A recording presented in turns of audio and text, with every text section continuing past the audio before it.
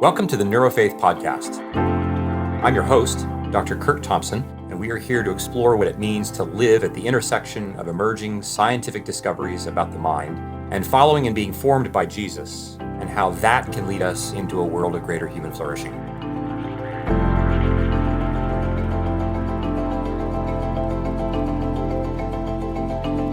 The title for this, our first season, is Thinking Well During a Pandemic. We're eager to hear from our guests not only about the work they are doing, but how it speaks to what it means for us to thrive in our present particular moment. Today's guest is Dr. Julie Exline. Dr. Exline is a professor of religion and spirituality at Case Western Reserve University in Cleveland, and her research specialties include the psychology of religion and spirituality, including religious struggles, such as anger at God, doubts about religion, and so forth. It's my great pleasure to welcome her here, and it's just really intriguing to begin to explore this question of what does it mean for us to have struggles with God? We've talked so far in our podcast series on what is the mind, what does that look like, how do we understand what it means, what does it mean to love God with all of our mind?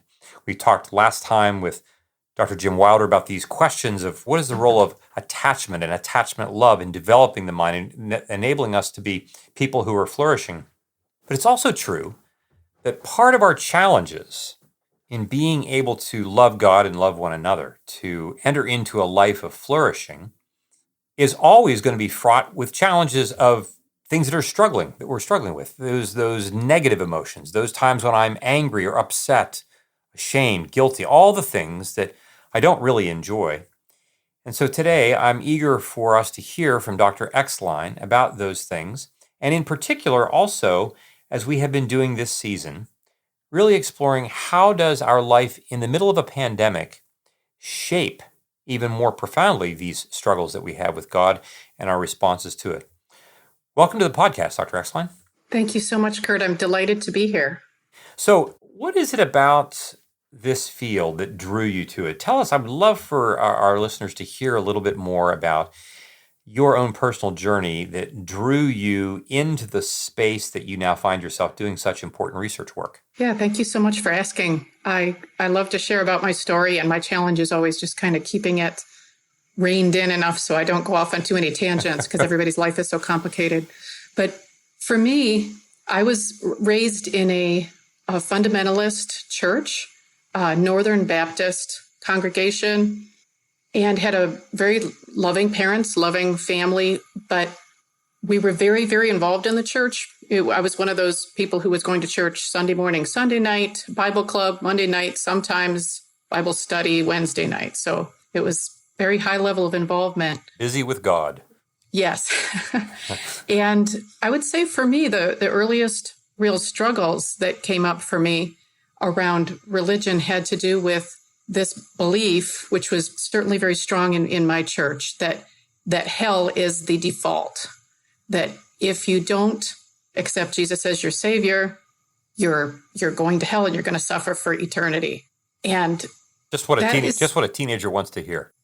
Well, but I heard this when I was hearing things about this when I was much, much younger, So my dad, who would have devotions with me in the evening, again, who I had a very positive relationship with, but I remember him telling me when I was 6 years old, that it was like time for me, that I understood well enough that he wanted to talk to me about accepting Jesus as my savior.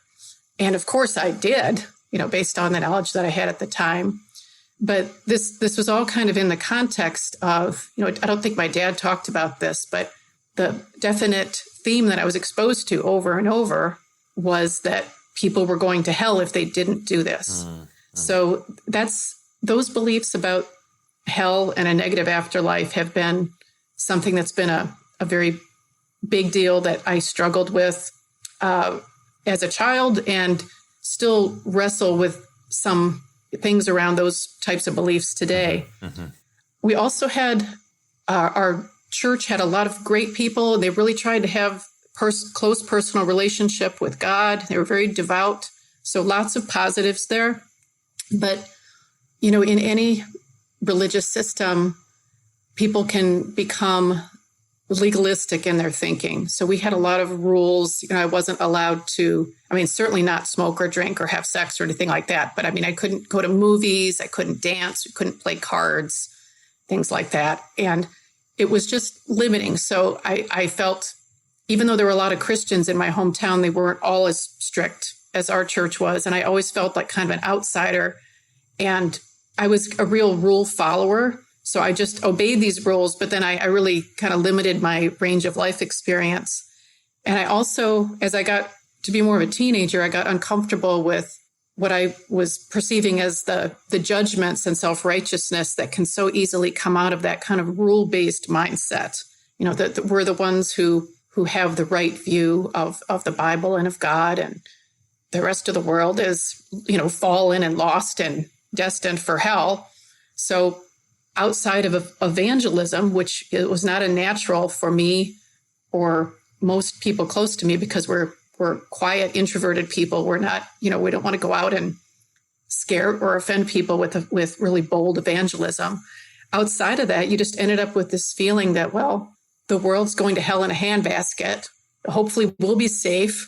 Hopefully when Jesus comes back, we believe very strongly in the rapture. Hopefully I won't be left behind. So lots of those kind of apocalyptic thoughts about the end of the world is right around the corner. You got to do what you got to do to be safe. And those are just tough things. Very frightening and then, stuff. Very frightening. And then you're trying to reconcile this with this really loving view of God. And then as I got older, I just had some things that were putting me in more direct conflict with some religious teaching. So I got married very young, and it wasn't a good marriage. It wasn't a healthy marriage. But when I tried to seek out a divorce, I ran into quite a bit of resistance to that idea that if the divorce didn't happen because of certain reasons, I forget, adultery or them not being a Christian, and there's like one other loophole. But mine didn't fit those categories, even though it was a very problematic situation that I was in. So I basically felt very judged, and like if I was a good Christian, I was supposed to stay in this not good marriage situation. So that made me, and I was at the age too, I was in my early 20s, that kind of put me in a situation of kind of wandering away from the church, and I identified as spiritual but not religious. When I went back to grad school in psychology, that's how I would have identified. But I always believed in this personal God, but I just couldn't reconcile it with all these troubling things that I had been taught. And then eventually found my way back to Christianity, but then have really shifted churches and traditions several times because of different struggles that I've run into, usually with doctrine that was just too literal, or what I would describe as too conservative. Christian nationalism occasionally getting mixed in with more evangelical beliefs. So today I'm attending an Episcopal church, largely just because of the radically open and accepting type of environment that I've found in my local congregation. But I still continue to struggle with all kinds of things. Yeah.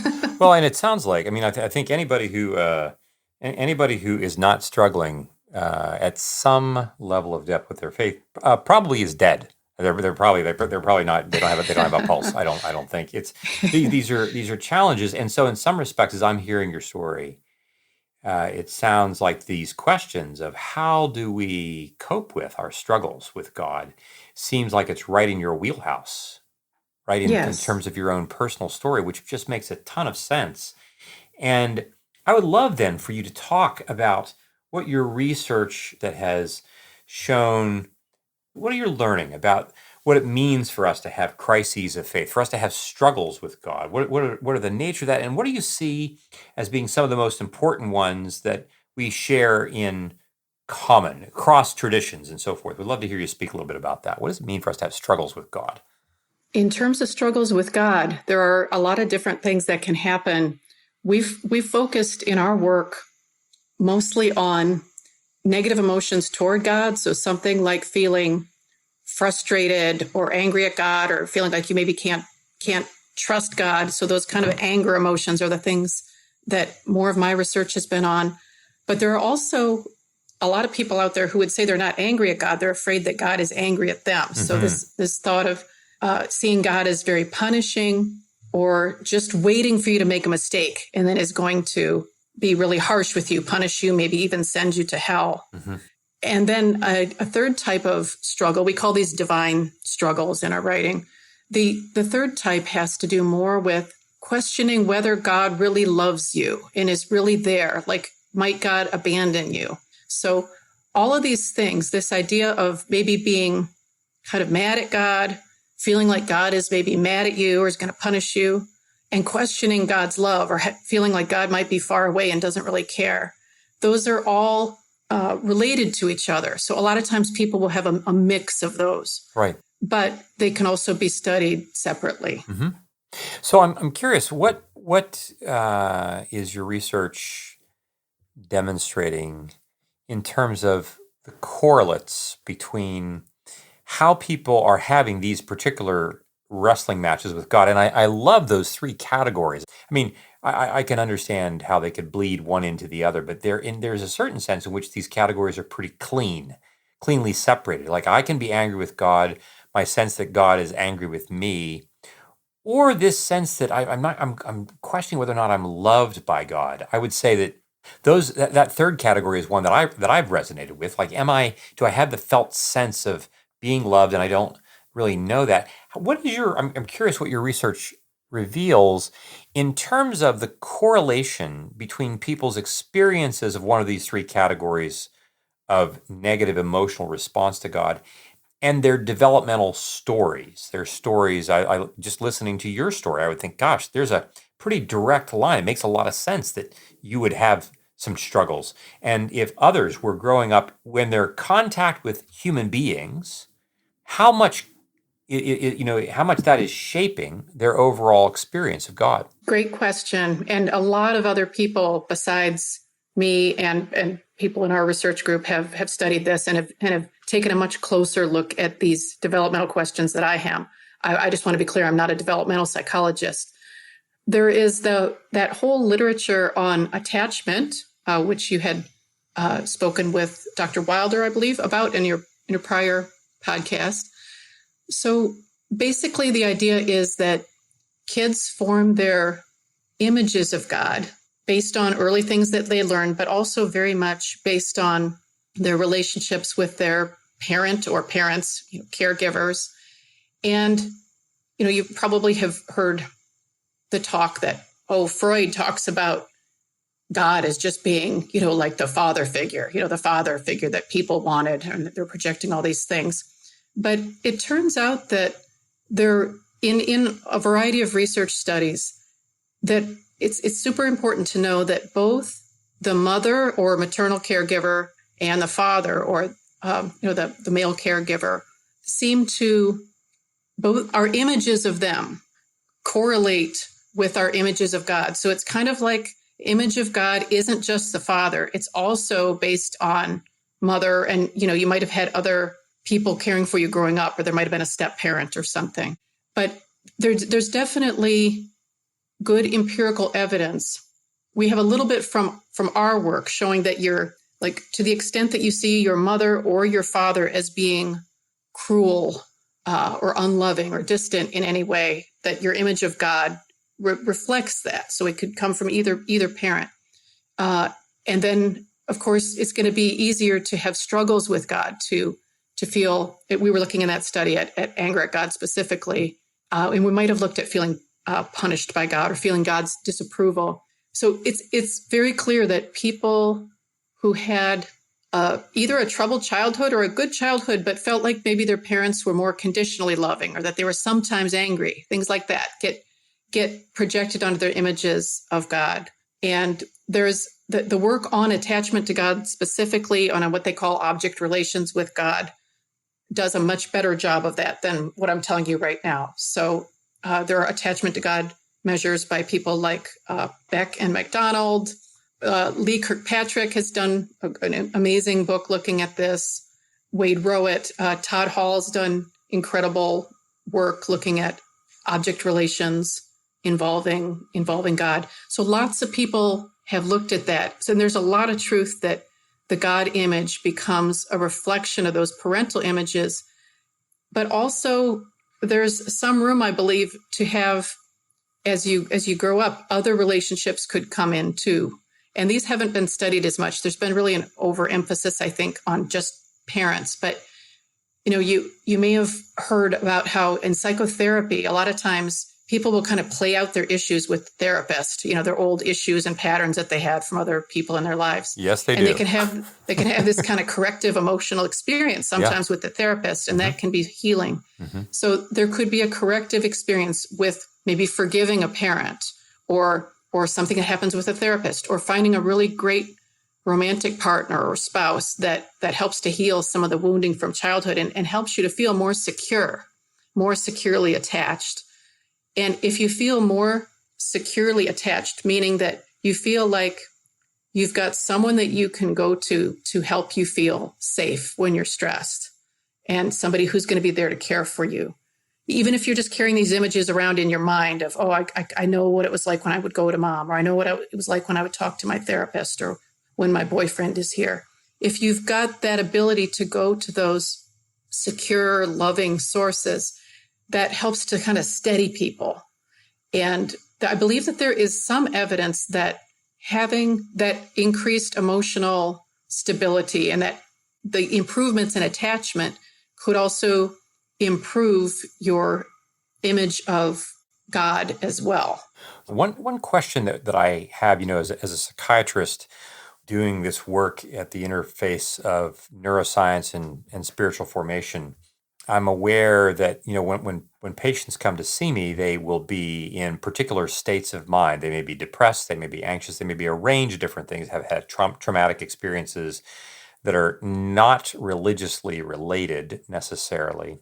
I'm wondering, to what degree can you speak to this question of how my state of mind, if I'm depressed, if I'm anxious, those kinds of things, how do those things shape the way that I tend to posture myself toward or interact with my negative emotions around God? If I'm a person who's depressed in general, how does that affect my articulated perceptions of God? If I'm anxious, if I've been traumatized, those kinds of things.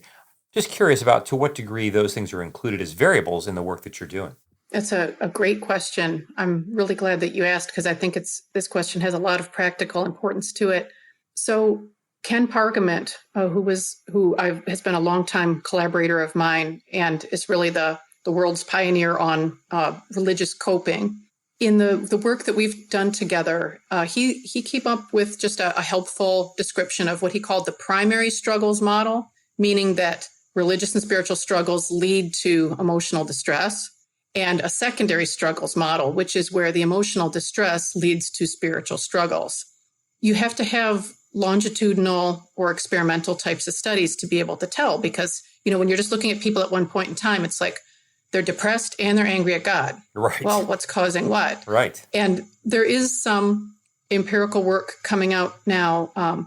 Margaret Bockrath is first author on a paper that we have in press right now, giant meta-analysis showing that's an overview of a bunch of studies, basically, showing that the support for the primary struggles model, that when people are having spiritual struggles, that this could lead to later depression, anxiety, etc. But there's also support for a secondary struggles model from some other research teams. So, for example, Josh Wilt, who is a collaborator with me at Case Western, he did a study a few years ago from our data showing that college freshmen who were more anxious, coming in at baseline, were more likely to develop spiritual struggles later on. And there's work coming from other groups too. So it really seems to be a two-way thing, or, the potential for both religious and spiritual struggles might make you more depressed or more anxious, more stressed. But if you are more depressed, anxious, or stressed, you're going to be more prone to spiritual struggles, because you're more prone, you know how when somebody's depressed, you've got that tendency to have a negative view of yourself, other people, the world. And that's going to include the way that you're going to frame religious experiences or the way you're going to think about God. Or if you're just a really insecure person or very anxious and you think you tend to be extremely concerned that people are going to evaluate you negatively. Mm-hmm. Right. The odds are that you'd be likely to put that on God as well. So there's support for both these primary and secondary struggles models. And that's getting a little bit better identified as we finally get some of these longitudinal studies out there. They're hard to do. They're expensive.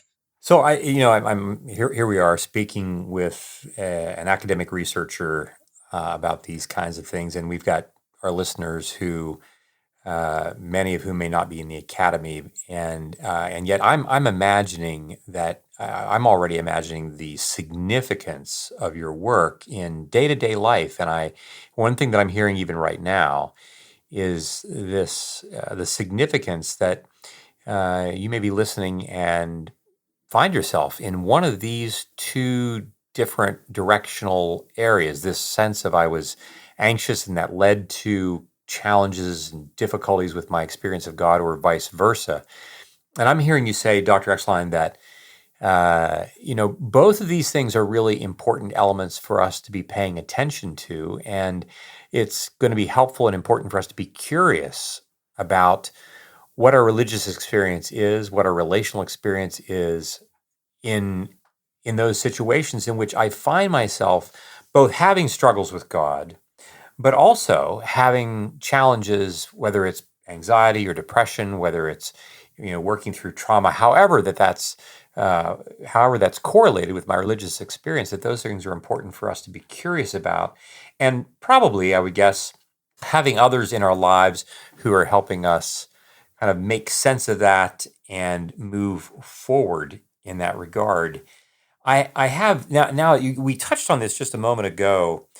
When people find themselves in places of struggle, whether they have had some kind of depression or anxiety, preceding or afterwards this religious struggle, I'm wondering what your research tells us about those things that indicate how people move out of these struggles into places of greater resolution and places of greater joy and comfort after having been in the middle of those religious experiences that are struggling. I would love to hear you talk more about that. This is a newer area because we've had to spend so much time and energy just documenting that what struggles are and how common they are and what they correlate with in terms of mental health. But in terms of working through struggles, one of the primary things is being able to know that these types of struggles are extremely common. So that you don't start beating yourself up or thinking, oh, it's really unusual or like especially bad that I'm feeling this way. So with anger at God, for example, the studies that we've done indicate that between a half and 2/3 of people in most of our studies indicate that they have sometimes felt angry at God, or that they're feeling angry at God in response to some big stressor going on in their lives right now. So it's super common. It's not as common for people to be like raging at God, but to feel sort of annoyed, mistrustful, a little angry is very common. But then people are often afraid to talk about it. So we had a couple papers come out about 10 years ago showing that people often see anger toward God as being morally wrong. So what can happen then is that they will suppress those feelings and be afraid to tell other people about them. Or they go and tell someone and the other person judges them. And we've found that to be a really important thing. So if you are feeling anger at God, for example, or having some other spiritual struggle, just know that these feelings are extremely common. You're not the only one. Mm-hmm. And that the people who tend to do the best in terms of working through anger at God seem to be people who can acknowledge that they're angry or mistrustful or whatever the negative feelings are, to be able to be okay with having the feelings uh, and perhaps even be able to express these to God. And this doesn't have to be done in a way that's, yelling, raging. It could be like you're trying to tell a loved one that there's something that's upsetting you. So being able to be open about it and then stay engaged in the relationship, that commitment of staying in the relationship. Like I'm going to be mad. I'm going to tell you that I'm mad, but I'm still here. Mm-hmm. Right. Seems to be a combination that leads people at least to report that they feel like they grew from this struggle with God, or, that they're feeling closer to God now. Because, what can happen so much with these kinds of feelings is that because people feel like they're unacceptable, they'll just sweep them under the rug. And then if you consider, for example, in the life of a devout person, maybe a devout Christian or other monotheist. So you're trying to pray all the time and stay close to God and obey God. But there's like this elephant in the room. If you're angry or feel like you can't trust God, it's either like you're walking on eggshells or you're just kind of dancing around this problem. And you could see how that sense of relationship could become kind of brittle or stale, or, God, I don't feel close to God anymore. Well, it might be because there's something you're not talking about. Mm-hmm. and not being open about. And I think people just have this fear. I mean, I've had people get uncomfortable when I gave talks on this topic, like a lightning bolt was going to come down and strike me for even talking about this. And I think people really fear that themselves. And a very, very important distinction here that I think this actually came years ago from a Beth Moore Bible study was the idea that there's an important difference between, so people will say, oh, it's wrong to question God. But here's a really helpful distinction.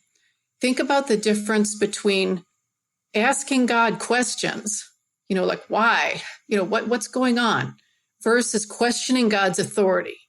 Now, those are very different things, but they both get wrapped up in that idea of, oh, I don't want to question God. Mm-hmm. Well, so questioning God's authority tends to go more along with rebellious behaviors, like, I'm going to pull away from the relationship with God. I'm going to rebel. I'm going to argue with God. Questioning God's authority tends to go with those things. And those are people who might end up maybe disengaging from God if they do that in a really angry way and they don't have any sense of a good relationship.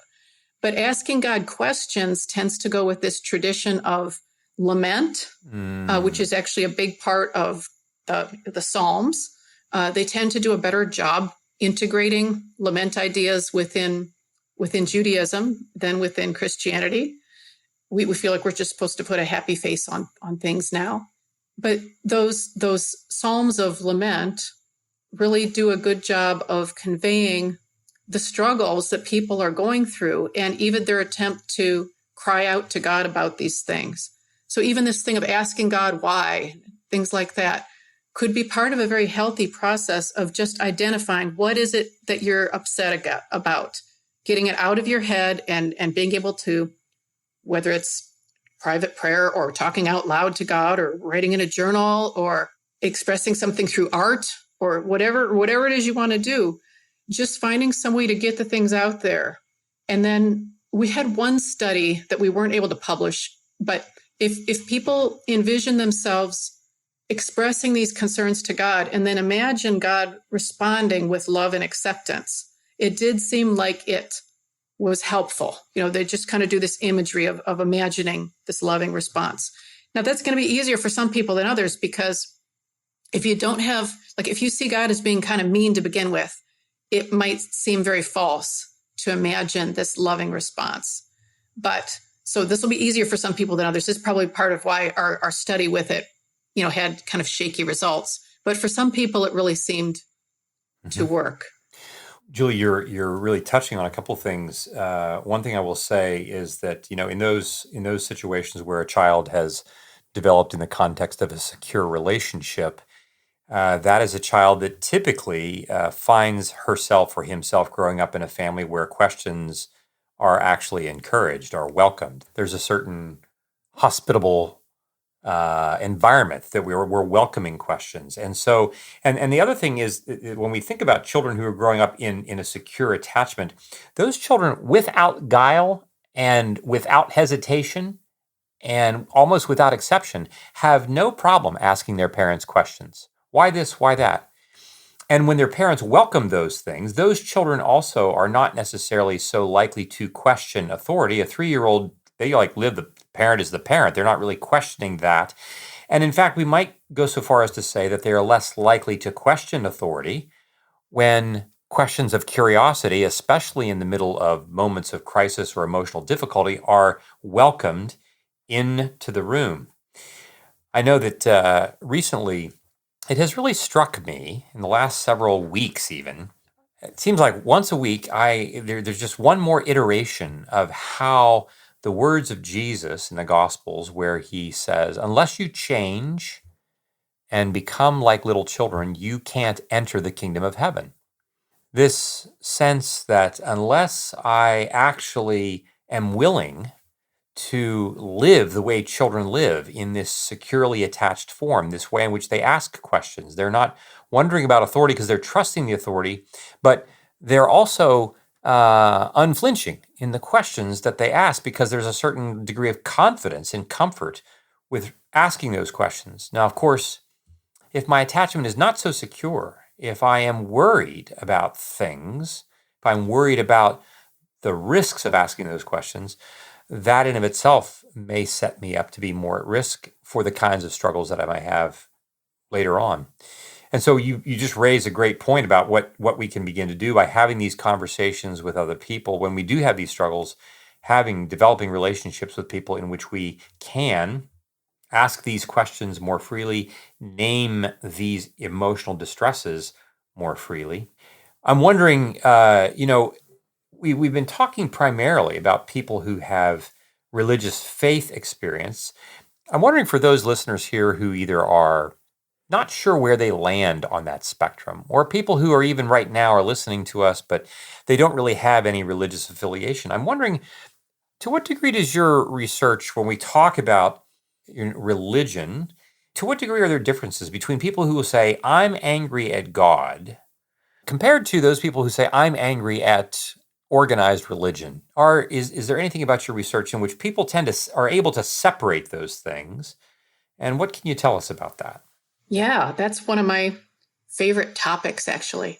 I love thinking about this theme of anger at religion and sometimes conflicts that people have with religious people that they're related to, but they're definitely distinct from these feelings toward God. So in our religious and spiritual struggle scale, we've got our divine struggles questions, and then we have these ones that we call the interpersonal struggles around religion. And there was one item that we just 5 items that we ask about, conflicts about religious issues or feeling mistreated or rejected by religious people. But my favorite item is the felt angry at organized religion item. And this is one that a lot of people report, regardless of whether or not they're religious. And people can be very angry at the church or at religion in general if they are struggling as members of a religious community. Maybe, so for example, during the political events, that have become so contentious, or things around COVID, people who are members of some churches or different religious groups, or even just trying to say, "Oh, I'm a Christian," might feel angry at the way that other Christians or other leadership at their church, or the ways that they're behaving, and they don't want to be identified with people who are behaving that way.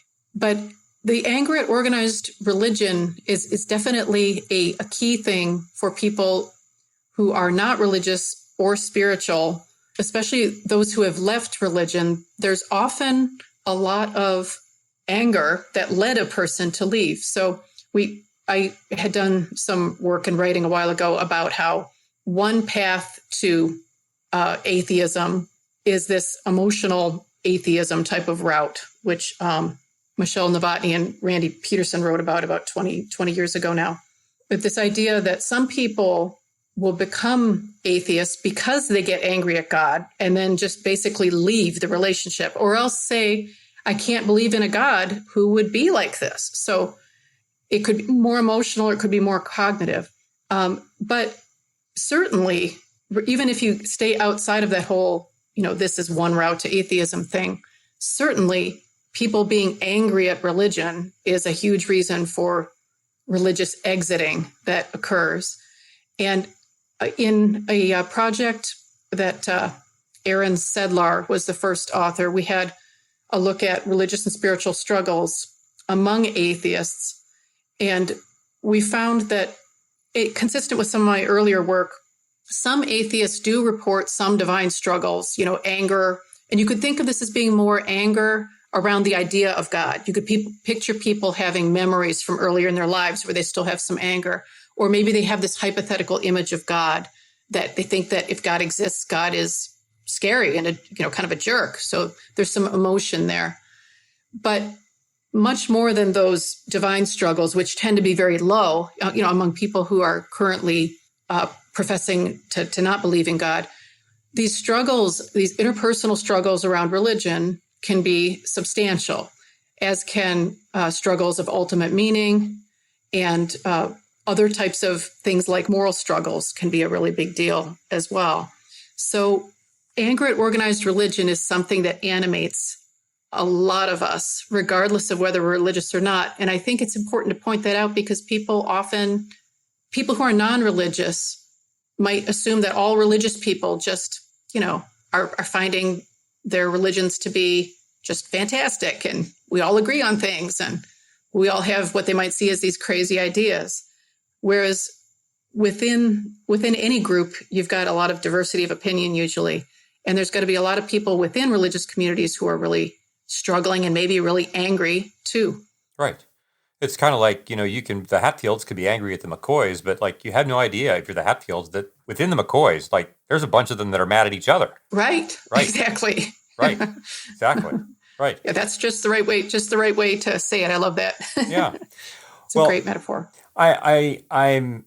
So this is yet another revelation to me that you're pointing out it sounds like that it would be helpful at the very least if you're a listener and or if you know someone who finds yourself really struggling, that it can be useful, it can be helpful for us to pause and be curious about this distinction between, am I really angry or upset? Am I struggling with God, or am I struggling with something else that represents God, this religious experience or expression, or this group of people, or what have you, as a way for us even then to be more particular about what we're naming that we are actually upset about, if I'm hearing you right.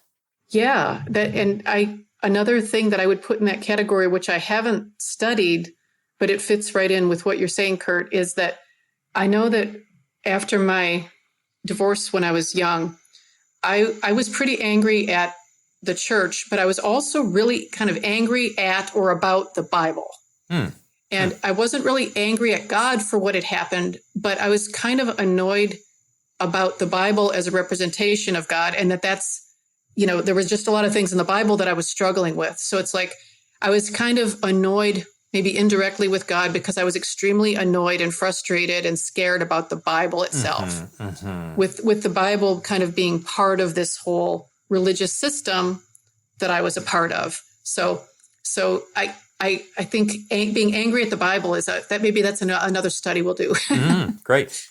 Well, I can't wait. I mean, never. I don't know that there would be many books that humans have ever written or collected the writings therein that could say that there have been so many people that have been mad at it. Yeah.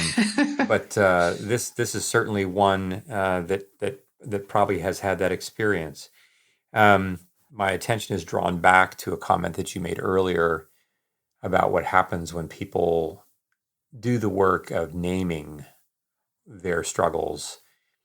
And in our work with patients, we have a phrase in which we would say that we name things to tame things, and that we don't just name those things out in to the empty universe. We name these things to others. We name these to other people who can empathically hear us validate. And by validate, I don't mean that they can validate everything about the way we are making sense of our story, but they can validate what we feel. They can give us a sense that we are, as you've said, that we're not alone with these struggles.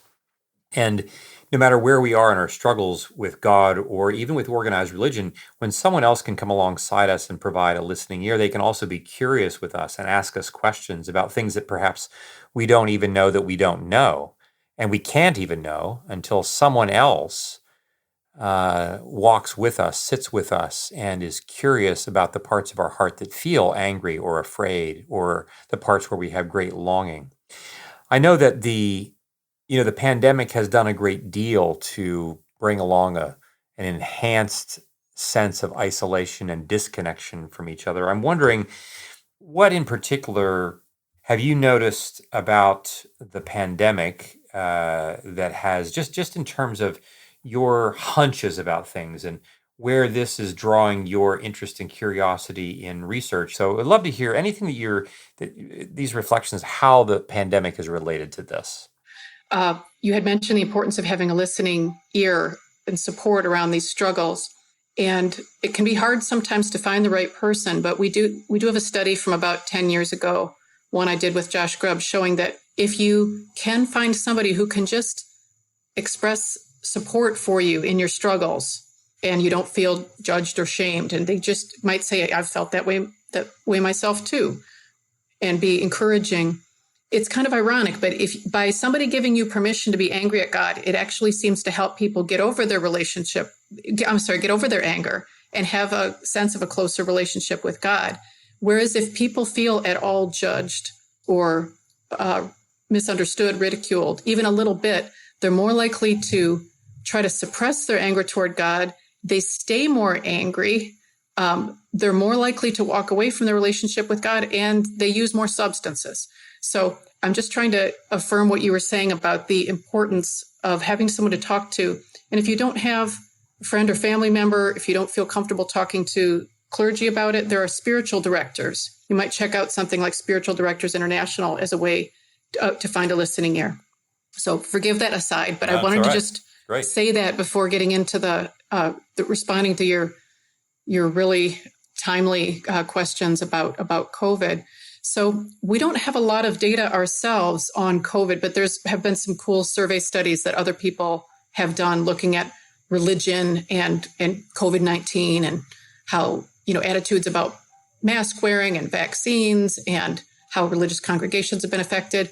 I would say that the two areas that I'm currently most interested in and maybe looking at in a study here fairly soon have to do with, first of all, the distinction between, a lot of times you'll hear about white evangelicals being the ones who are going to be more opposed to the vaccine, more frightened of it, less likely to want to wear masks, etc. But I actually recently learned about a book I just read in the last month that I would really like to plug by Andrew Whitehead and Samuel Perry, called Taking America Back for God. It's a book about Christian nationalism, a really excellent sociological study. And they make a very important distinction between Christian nationalist beliefs, which are basically the idea that America was founded to be a Christian nation and we should be one. And oftentimes there's a fair amount of authoritarian type of thinking and in-group, out-group thinking. We need to have power in society, and we have to have religious freedom, things that really get wrapped up with that mindset, along with a strong sense of kind of who's in and who's out of our group, that can account for a lot of different social behaviors, things that are often attributed to white evangelicals. It's a lot of times Christian nationalism more specifically because of its focus on securing power in society that is more related to things like attitudes about immigration, some things about race, and a variety of social things that people often associate more specifically with evangelicalism. So I'm interested in how these attitudes about Christian nationalism, along with things like the sources of media that people watch, could feed in to help explain things like why more conservative Christians, white evangelicals, or a broader group have tended to be more nervous about the vaccine and more reluctant to use masks and social distancing, and more likely to think that the pandemic isn't as much of a threat. I think for me, a really important question is, what do you see as the greater threat, the vaccine or COVID itself? Which I think is a really important thing to ask. And I'd like to understand more about how some of these different political, kind of religious/political views could feed into that. Right. I'm just interested in also understanding how demonic beliefs that the devil can work through people, could fit into QAnon beliefs, which are also tying into a lot of these attitudes about COVID and vaccines. I just want to say that it's not often that we're just listening to how thoughtful you're being about these kinds of questions that are important for us to be able to engage, especially as we learn to live with one another in what feels like an increasingly fractured time and society. And, it's not often that a person who is in the academy and who's doing all of this important work gets an opportunity to talk about these things to an audience that itself is not largely in the academy, perhaps. I mean, we're not talking to predominantly a group of people who are professors in colleges and universities. And I just want to say, I'm just so grateful that people have had the opportunity to hear you speak, Julie, because I think the work that you're doing, not only is it exploring really important territory for us about what does it mean for us to wrestle with hard things with God, but I think the way you're asking questions, it's not just not just the particular questions that you're asking, but it's the way that you're asking them. This fact that you are really approaching these questions with curiosity and without judgment, and really wanting to hear where people are in order to find a path forward, even in creating the possibility for recommending things for people that can lead to greater growth and health in our communities and even in our nation in the coming months and years that we're going to be facing together. And so I'm just so grateful that we've had the opportunity to speak together today. And Me too. I just want to say that, Julie Exline, I am a fan, and I want everybody else to be a fan Kurt. too. I mean, I know that you may not have, a Twitter feed or a Facebook page. You may or may not have that, but if anybody really had questions for you or interested in communicating with you, is there a way that you would invite that to take place, and how would people be in touch with you? I definitely invite people to be in touch. I'm probably not in a situation right now where I can give people individual clinical advice, like people emailing to tell me about their struggles and asking if I can help. I probably can't do that, but I could refer you to someone like a spiritual director for that. And I tend to avoid social media in part because of my age and because I spend too much time in front of the screen as it is. Yeah. So happy to do podcasts, but I avoid Twitter and stuff. Yeah, very good. Very good. Well, again, my pleasure to have spent time with you, Julie. This is Dr. Julie Exline, again, Professor of Religion and Spirituality at Case Western Reserve University in Cleveland.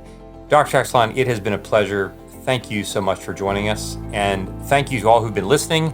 We look forward to having you again on our next episode of the NeuroFaith Podcast.